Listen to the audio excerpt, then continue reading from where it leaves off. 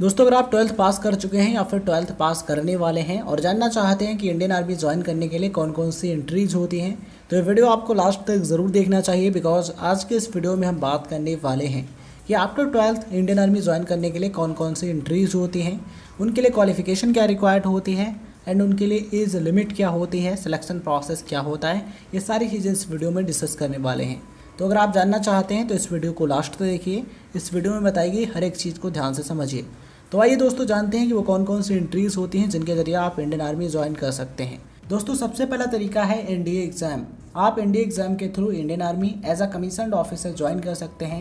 NDA का exam UPSC साल में 2 बार कंडक्ट कराते हैं, यानी कि एक साल में 2 बार यूपीएससी के द्वारा एनडीए एग्ज़ाम कंडक्ट कराया जाता है। एनडीए एग्ज़ाम के लिए ओनली मेल अनमैरिड कैंडिडेट्स ही अप्लाई कर सकते हैं। ध्यान रखिएगा, एनडीए एग्ज़ाम के लिए ओनली अनमैरिड बॉयज़ ही अप्लाई कर सकते हैं। एज लिमिट की बात करें दोस्तों, तो इसके लिए एज लिमिट है 16.5 टू 19.5 ईयर्स, यानी कि आपकी एज 16.5 साल से 19.5 साल के बीच में है, तो आप इसके लिए एलिजिबल होते हैं एंड अप्लाई कर सकते हैं। चलिए बात करते हैं कि एनडीए एग्ज़ाम के लिए अप्लाई करने के लिए क्वालिफिकेशन क्या होना ज़रूरी है। इसके लिए मिनिमम 10+2 पास होना ज़रूरी है। 10+2 आपने किसी भी स्ट्रीम, यानी कि आपने साइंस, आर्ट्स, कॉमर्स या फिर किसी अदर सब्जेक्ट से कंप्लीट किया है, तो आप इसके लिए एलिजिबल होते हैं एंड अप्लाई कर सकते हैं। ध्यान रखिएगा, 10+2 आपका किसी रिकग्नाइज्ड यानी किसी मान्यता प्राप्त एजुकेशनल बोर्ड से होना ज़रूरी है। यहाँ पर अगर आपने 12th में पीसीएम यानी कि फिजिक्स, केमिस्ट्री, मैथमेटिक्स यानी कि मैथमेटिक्स सब्जेक्ट से अगर आपने 12th कंप्लीट किया है, तो आपको एनडीए एग्ज़ाम में काफ़ी बेनिफिट हो सकता है। वैसे तो किसी भी स्ट्रीम से आपने 12th कंप्लीट किया है, आप इंडियन आर्मी के लिए अप्लाई कर सकते हैं एनडीए एग्ज़ाम के थ्रू। ये चीज़ आप ध्यान रखिएगा।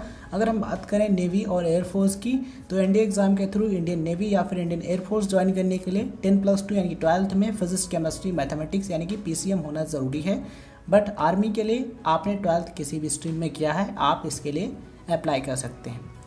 अब सवाल आता है कि परसेंटेज कितना होना ज़रूरी है, यानी कि मिनिमम कितने % मार्क्स होने चाहिए 12th में। तो इसके लिए परसेंटेज मैटर नहीं करता है। आपने एटलीस्ट पासिंग मार्क्स भी 12th में प्राप्त किए हैं, तो आप इसके लिए एलिजिबल होते हैं एंड अप्लाई कर सकते हैं।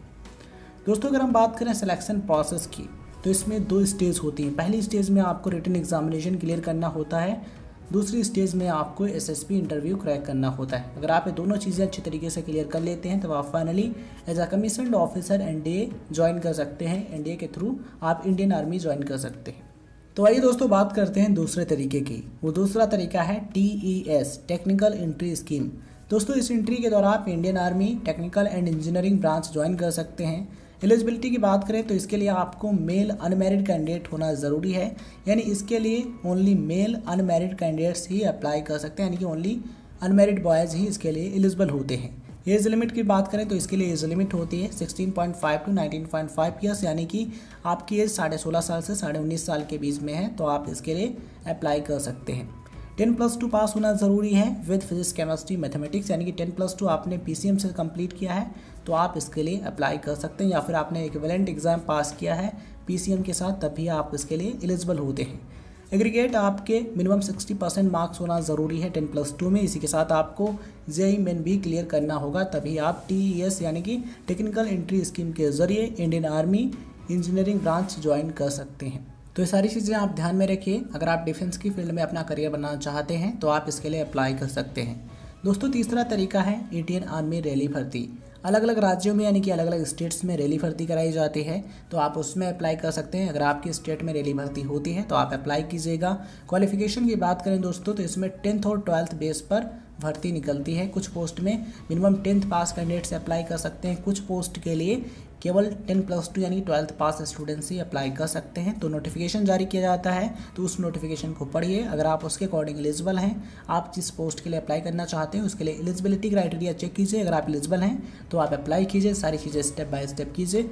अगर आप ये सभी चीज़ें अच्छे तरीके से करते हैं तो आप इंडियन आर्मी ज्वाइन कर सकते हैं। आई होप ये वीडियो इन्फॉर्मेशन आपको पसंद आई होगी। ये वीडियो आपके लिए हेल्पफुल रहेगा। ये वीडियो आपको आपके लक्ष्य तक पहुंचाने में मदद करेगा।